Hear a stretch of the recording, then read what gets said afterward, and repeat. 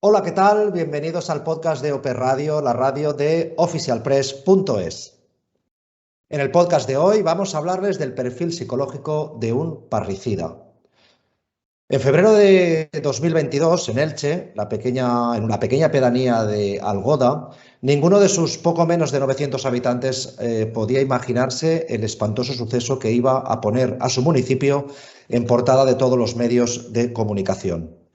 Un chaval de 15 años, llamado Santiago, había matado a tiros a todos los miembros de su familia y había convivido con los cuerpos sin vida durante varios días. Según cuentan, sus vecinos era una familia normal y Santi, el parricida, era formal y buen estudiante hasta que un día llegó a casa con unas notas peores de lo habitual y su madre lo castigó sin internet y sin videoconsola. Fruto de esta discusión, Santi cogió una escopeta y disparó a su madre, acto seguido a su hermano de 10 años y horas más tarde, cuando llegó su padre de trabajar, le disparó también a bocajarro. Acababa de matar a toda su familia. A los 3 días, una mujer que paseaba cerca del chalet preguntó al chaval, a Santi, por sus padres. Estaba extrañada de no haberlos visto ya en varios días. Santi contestó inmediatamente: los he matado. ¿Qué sucedió psíquicamente y biológicamente por la cabeza de este chaval para cometer tan terrible acto? ¿Por qué actúa tan fríamente cuando relata los hechos? ¿Cómo es capaz alguien de convivir durante varios días con 3 cadáveres? Estas y otras cuestiones que nos preguntamos trataremos de contestar, trataremos de contestarlas con nuestro psicólogo clínico de cabecera, Francisco Bou, al que agradecemos su generosidad por habernos hecho un hueco en su apretada agenda. Hola Paco, ¿qué tal? Hola Leo. Lo de apretada agenda, que suele ser una frase hecha, pero que en el caso de nuestro querido amigo Paco Bou es una realidad. Esto no tiene nada que ver con lo que vamos a hablar en este programa de hoy, pero algún día, Paco, algún día nos das de contar cómo los psicólogos, en este caso tú, consigues mantener el equilibrio personal y laboral, llevando como llevas a más de 200 pacientes en tu clínica. Eso nos dará para otro programa, seguramente. Bueno, parricida, vamos a entrar ya al tajo, Paco. Parricida, según la RAE, dice que es aquel que mata a un pariente próximo, especialmente al padre o a la madre. Así, para iniciar este podcast, me gustaría que nos dijeras, en términos generales, qué perfil psicológico puede reunir un parricida. A ver, en términos generales, yo diría, ¿no?, que una persona que es capaz de matar, ¿no?, a un progenitor, ¿vale?, un parricida, ¿no?, pues como perfil psicológico puede tener varios, ¿no?, desde ser una persona total y absolutamente fría, y por lo tanto tener un perfil psicopático, ¿de acuerdo? Lo que la gente conoce habitualmente como un psicópata o incluso algún tipo de sociópata. Una persona que en un momento determinado pueda tener algún tipo de trastorno mental, eso también se podría dar, ¿no? Bajo un efecto delirante, pues una persona es capaz de matar a un progenitor, ¿no?, o a otra persona. Estamos hablando de parricidio, pero bueno, todo esto que yo digo es aplicable a, digamos, a otro tipo, ¿no?, de actos sangrientos, ¿no?, lo que la gente llama asesinatos y homicidios. Y también se puede producir que en un acto, ¿no?, de enajenación mental transitorio, ¿no?, lo que la gente vulgarmente llama estar bajo un efecto emocional, ¿no?, caliente, ¿no? La gente dice, estaba la persona caliente, pues también se puede producir un acto así, ¿no?, y puedes matar a un progenitor, ¿no? Pero habitualmente estas tres cuestiones serían las que darían un acto tan brutal, ¿no?, como el que ha ocurrido en Elche. Cuando hablábamos de la violencia vicaria, en uno de los anteriores podcasts, y te hacía la misma pregunta y te la vuelvo a hacer. ¿Es un parricida nace? En definitiva estamos hablando de parricida. Tú bien has dicho que cualquier persona que comete un acto tan bárbaro como el que nos ocupa en el día de hoy sería cosas parecidas, ¿no? Pero un parricida nace o se hace. A ver, es una pregunta extensa, muy extensa. Yo voy a intentar, bueno, pues enfocarla desde varios puntos porque simplificar una pregunta así es bastante complicado, ¿no? A ver, cuando hablamos de violencia vicaria, ¿no? Violencia que se aplica pues, a un progenitor, a una pareja, a una persona que tienes al lado, ¿de acuerdo? Habitualmente las violencias vicarias se producen por modelo de aprendizaje, ¿no? Quiero decir, las sociedades, las culturas, ¿vale? Incluso las relaciones, los hechos entre personas, ¿vale?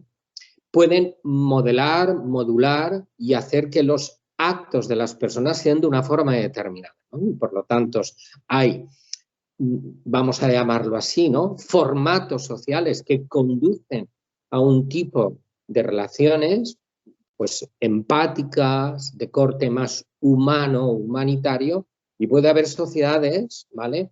O relaciones que conduzcan a otro tipo de comportamientos, digamos, más violentos, ¿no?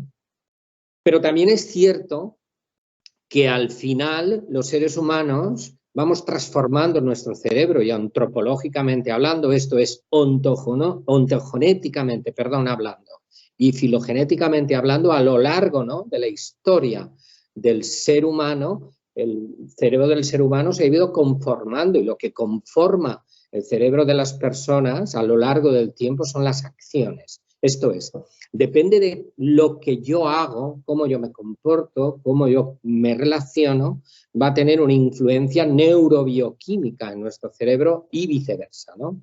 Por lo tanto, digamos que si yo tuviese que hacer una afirmación en un porcentaje muy elevado, ¿no?, el parricida, porque estamos hablando de parricidios, ¿no?, pero hablaríamos de todo tipo de comportamientos, se hacen más que nacen.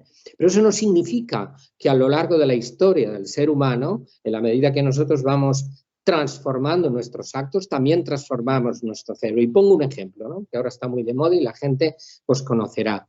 Ahora está muy de moda la práctica, ¿no?, de ciertos comportamientos, ¿no?, como la meditación, el mindfulness, el yoga. Bueno, se ha comprobado que las personas meditantes o las personas que practican este tipo de prácticas hacen, ¿no?, que su cerebro funcione neurobioquímicamente hablando de una forma diferente, ¿no? ¿Eso qué significa? Que sobreactivan zonas, por ejemplo, lóbulo frontal, prefrontal, que hacen que las personas se comuniquen mejor socialmente e infraactivan lo que nosotros conocemos como cerebro límbico o cerebro primigenio o primario, ¿no?, el paleoncéfalo, que curiosamente está más relacionado, sobre todo la amígdala, por ejemplo, en reacciones, digamos, más de ataque o de defensa. Por lo tanto, al final de la historia, ¿no?, los seres humanos nos vamos convirtiendo en lo que somos, ¿no? Y si una persona, no digo que sea el caso, ¿no?, iremos profundizando, me imagino, a través del programa, ¿no? Si una persona se relaciona, pues, por ejemplo, con videojuegos de corte violento, dentro de una cultura xenófoba, donde está relacionada, digamos, con valores poco empáticos, de competitividad, etcétera, etcétera, etcétera, incluso violentos, pues al final, pues esa persona seguramente tendrá una serie de reacciones. Uno, porque su cerebro, ¿no?, se está transformando y está activando ciertas zonas, y dos, porque al final está normalizando comportamientos que no son normales, ¿no? Por lo tanto, es una pregunta un poco complicada, pero en términos de porcentaje, más se hace que nace. Hablabas del cerebro límbico, otro tema interesantísimo para hacer también un podcast. Yo también he escuchado que otros profesionales le llaman el cerebro reptiliano. Posiblemente es donde se encuentran los instintos más primarios de supervivencia, entiendo yo, que por eso puede ser que se alojen ahí algunos comportamientos de esta índole. Eso es. Efectivamente, Leo, discúlpame que te he cortado, efectivamente, como tú bien dices, ¿no?, digamos que nuestro cerebro, digamos, ha ido evolucionando de forma centrífuga y lo que nos convierte, vamos a llamarlo así, en más humanos, ¿vale?, es el neocórtex, ¿no?, que es donde se alojan esas facultades, actitudes y aptitudes que nos convierten en humanos, mientras que nuestro cerebro límbico o paleoencéfalo o cerebro reptiliano nos aproxima más a lo atávico, ¿no? Al animal, ¿no? Y ahí es donde aparecen este tipo de reacciones. Bueno, por no desviarnos, ya te digo que esto también nos daría ya para otro programa porque me parece alucinante el tema de cómo ha ido creciendo el cerebro de manera centrífuga, como tú dices tú. Pero por centrarnos en el tema de hoy, ¿existen indicios? ¿Podemos detectar de alguna manera que nuestro vecino, nuestro hijo, nuestro hermano o nuestra hermana podría desarrollar alguna tendencia bueno, ser un asesino en serie, básicamente?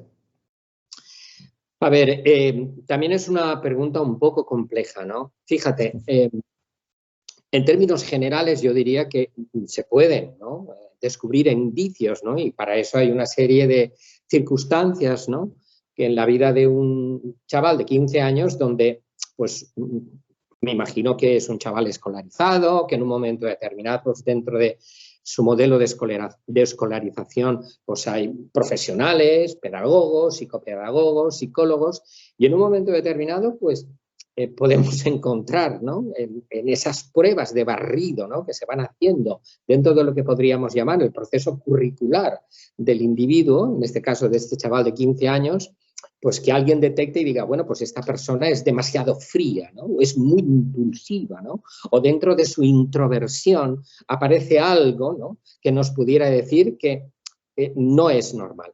Podría ser, ¿no?, pero no necesariamente tiene que ser así. Y si además, ¿no?, este chico está encuadrado en sociedades, que esto me parece muy interesante, esto también daría para otro programa. Sociedades modernas, ¿no?, que normalizan algunos comportamientos que no son normales. Por ejemplo, cualquier chiquillo hoy o chico juega de forma habitual a juegos que son de una alta carga de violencia, donde matar en el juego, matar, comillas, de forma virtual, no solamente es normal, sino que además está premiado. ¿Me explico?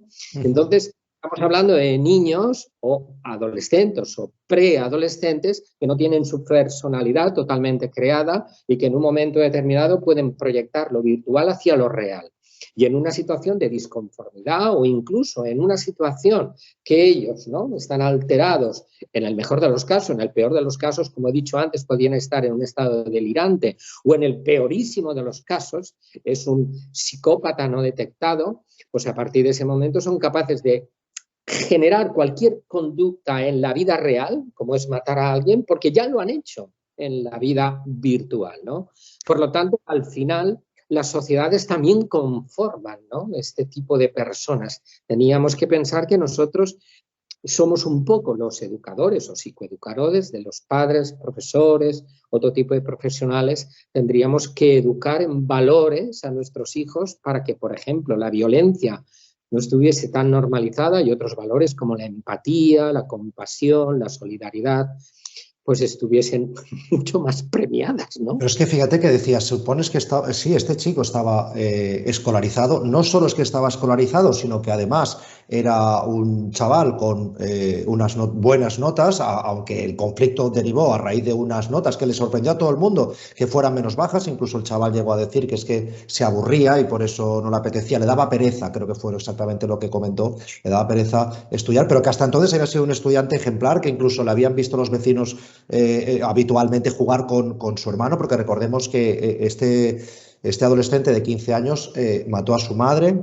A continuación, acto seguido, tras una trifulca, mató también a su hermano de 10 años, con el que jugaba habitualmente, según los vecinos, y luego esperó una serie de horas. No es que fue todo con una concatenación de... No. Fue a pasar unas horas y mató al padre. Entonces, ¿cómo puede ser que alguien aparentemente normal, que ha llevado una vida normal, cometa esta atrocidad? Claro, la pregunta tiene que ver con lo que yo te digo.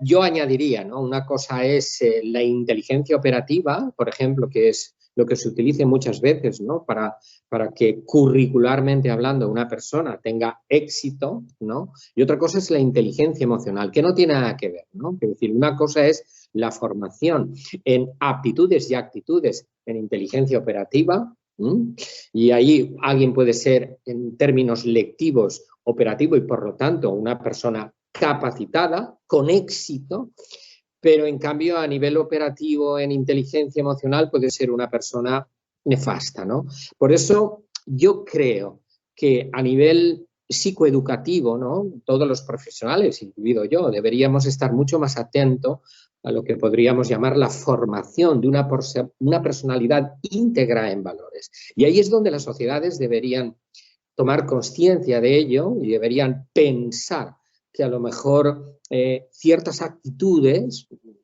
lo que hemos hablado de los videojuegos, ¿no? O normalizar ciertas actitudes que tienen que ver con la confrontación, con la violencia, con la xenofobia, pues esas actitudes a lo mejor están provocando que nosotros estemos construyendo personas, comillas, aparentemente normales cuando realmente no lo son, ¿no?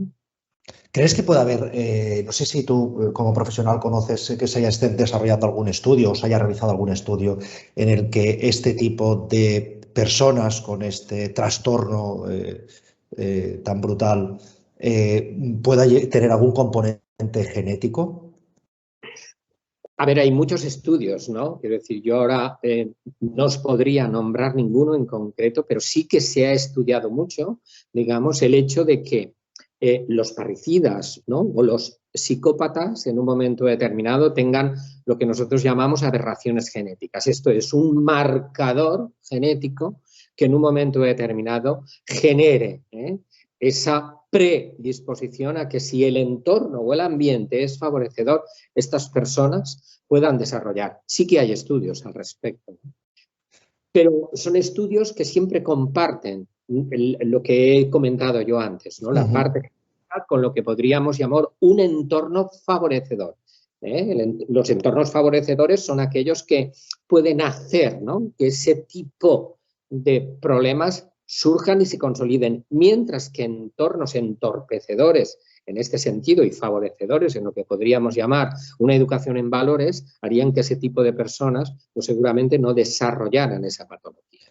Fíjate tú que en muchos casos, por desgracia, que hemos estado escuchando y asistiendo de asesinatos, incluso en casa, propios familiares, amigos, en muchas ocasiones o en la mayoría de ocasiones el asesino en un momento determinado o el agresor muestra cierto arrepentimiento. En el caso que nos ocupa hoy, lo que ha transmitido o se ha sabido de los cuestionarios que se les ha hecho, de los interrogatorios que se ha producido en la policía, en la Guardia Civil, se han sorprendido la frialdad con que ha contado los hechos, incluso también cuando vio a la vecina esta o la familiar esta y le dijo directamente, los he matado. No sé si también es un trastorno que añadiríamos o es bastante, o se asocia bastante con este tipo de trastornos. A ver, yo diría que estos son señales, ¿no? Al final, como hemos hablado antes, hay señales o indicios que nos llevan, ¿no? A hacer una conclusión. Es que no ha mostrado arrepentimiento alguno, por lo menos en estos primeros momentos.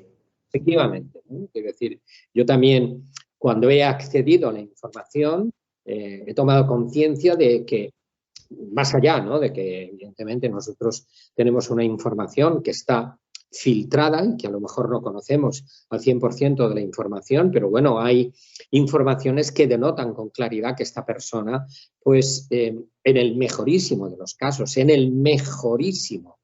los casos, es una persona que se ha ido, ¿cómo diría yo?, toxificando, ¿no? Por esto que he dicho yo, ¿no? Los entornos, ¿no? Entornos que al final hacen que los niños dejen de tener comportamientos normales, tengan comportamientos anormales y los conviertan o los normalicen.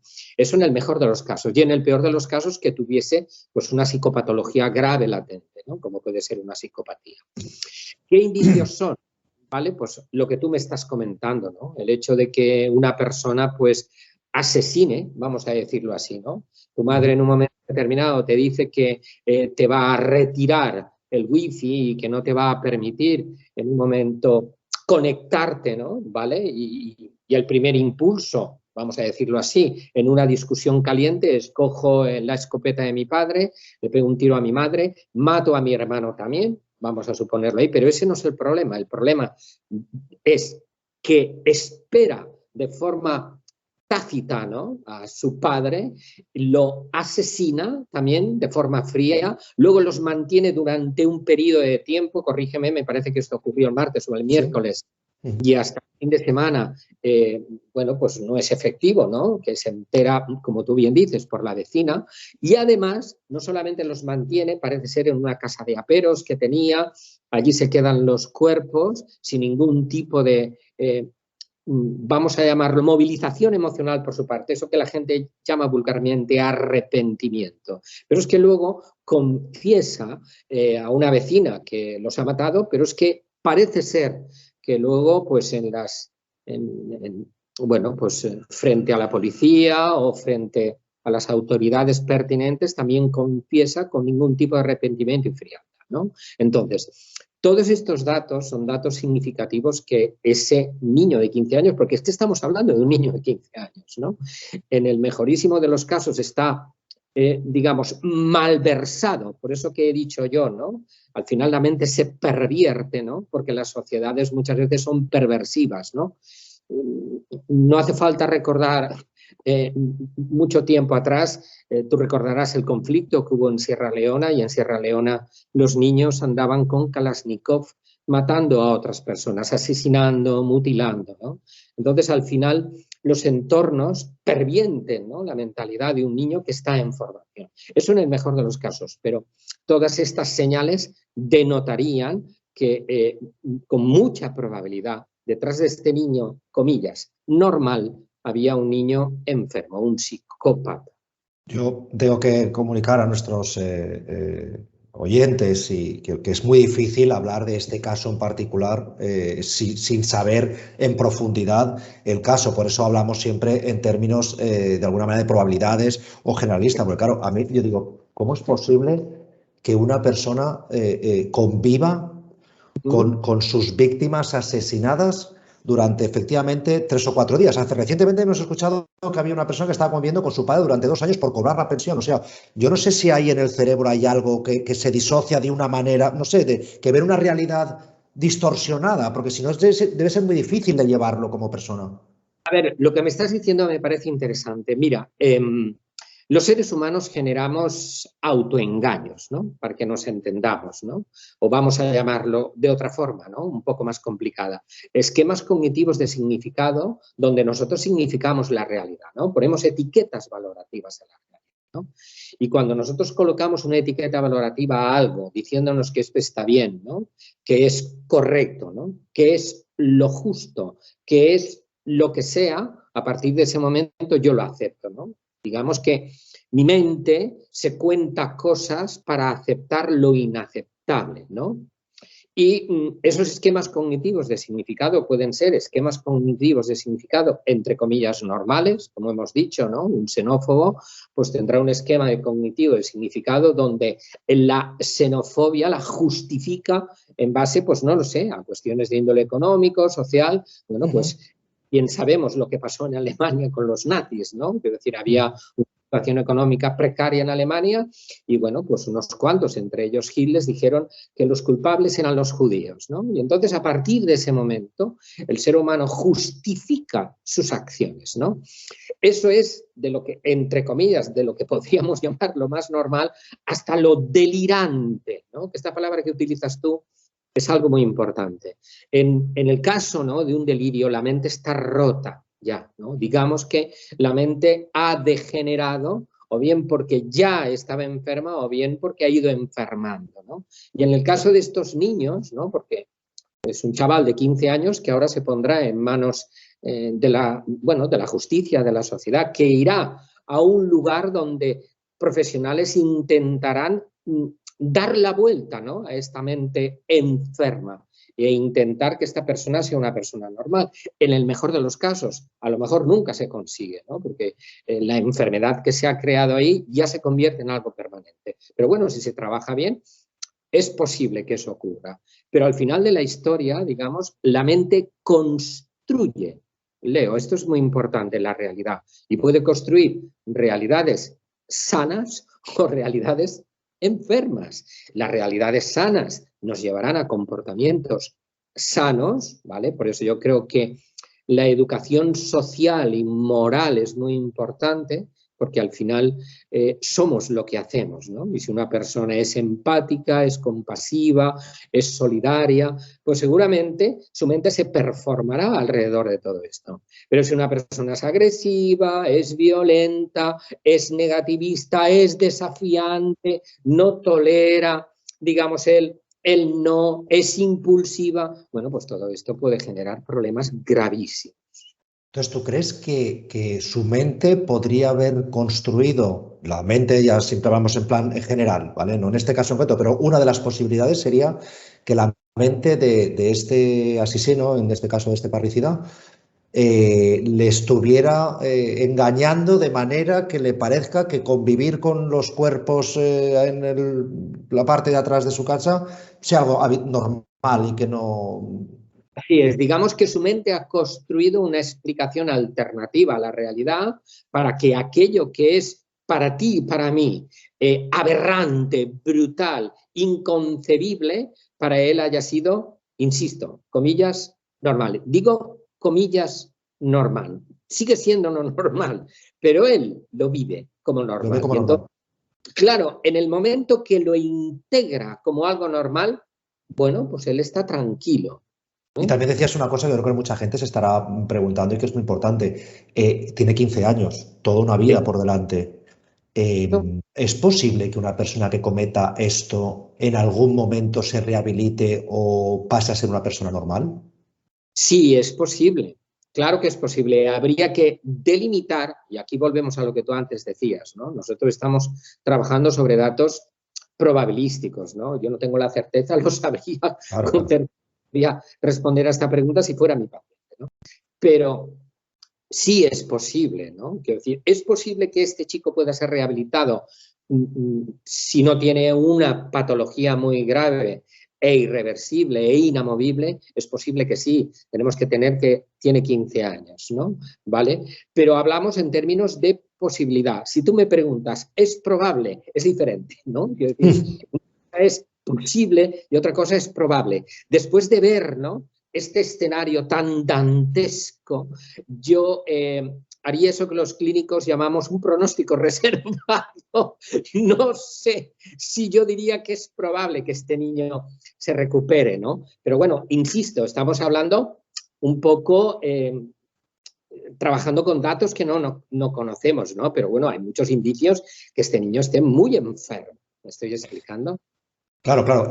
Además, bueno, esto es verdad que él se ha cargado, como si dijéramos, ha matado a su familia directa, pero siempre te quedan amigos, familiares en tu entorno, que yo me imagino que debe de ser también para el propio entorno del parricida, del asesino, debe de ser muy complicado de llevar ahora y dentro de 40 años cuando lo vuelvan a ver.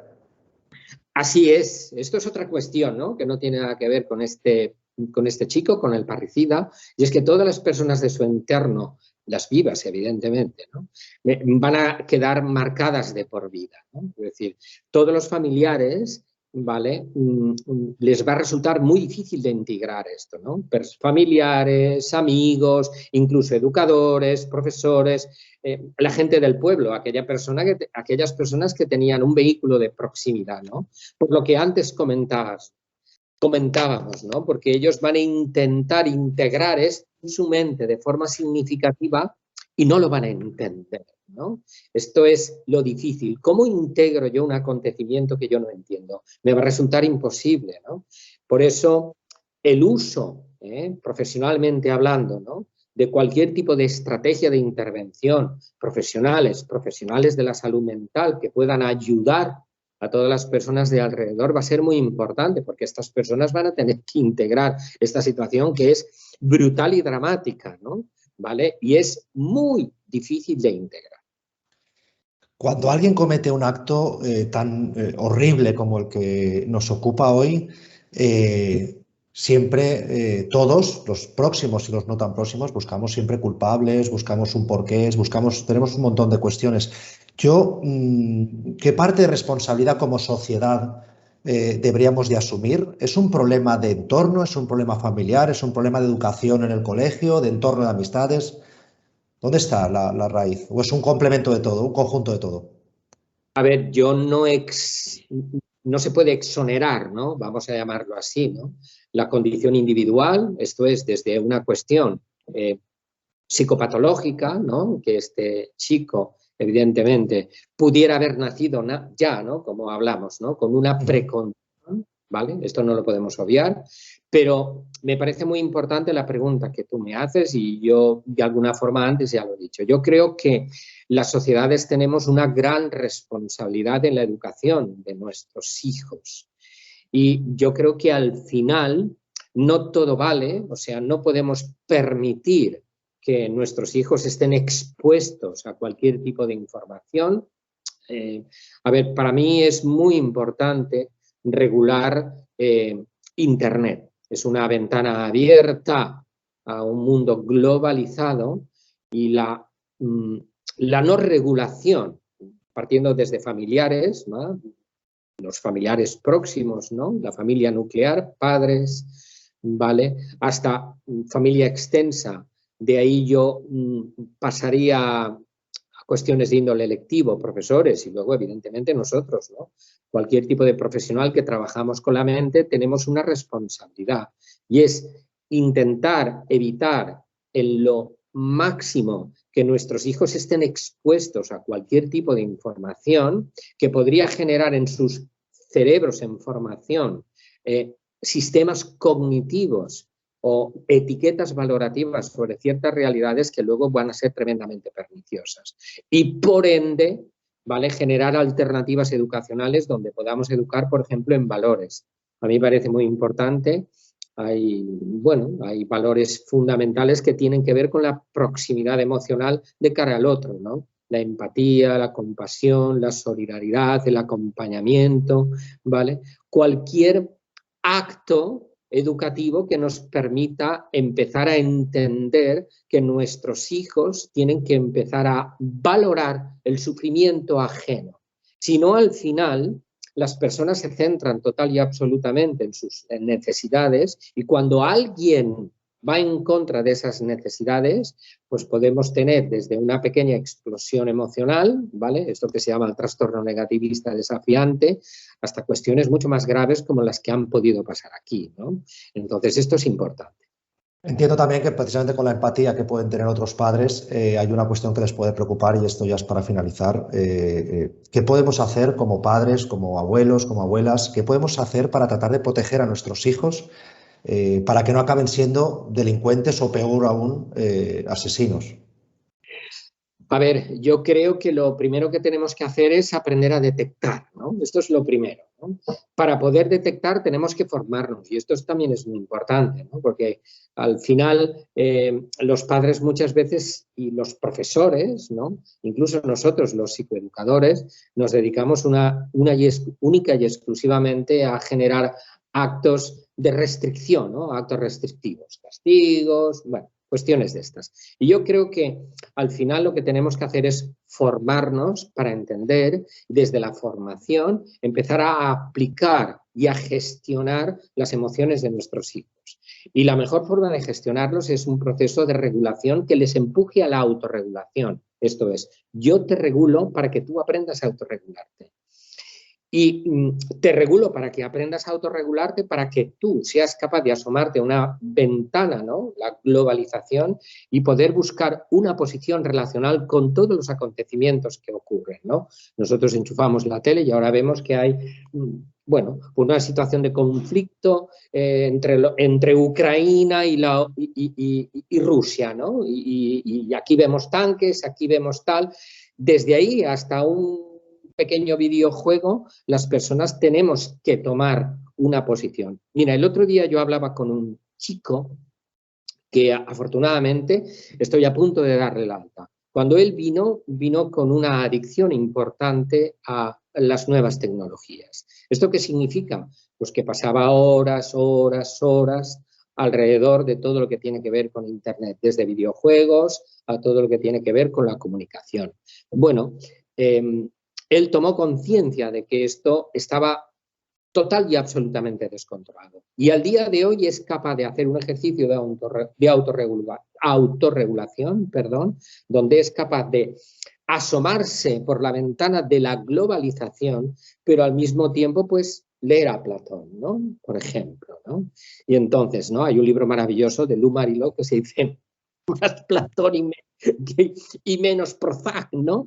Entonces, yo creo que al final, ¿no? Si los padres empujamos de forma sutil desde la formación a nuestros hijos a que generen criterios posicionales alrededor, ¿no?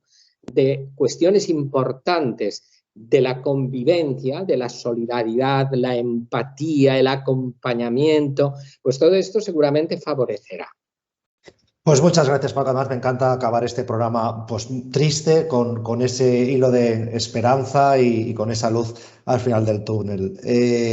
Espero que, bueno, habremos dado algo de luz a un caso tan salvaje que ha causado estupor en la sociedad y esperamos que les haya servido, sobre todo este último consejo, a alguno de nuestros oyentes. Con eso ya nos damos nosotros satisfechos. Muchas gracias, Paco. Gracias a vosotros siempre.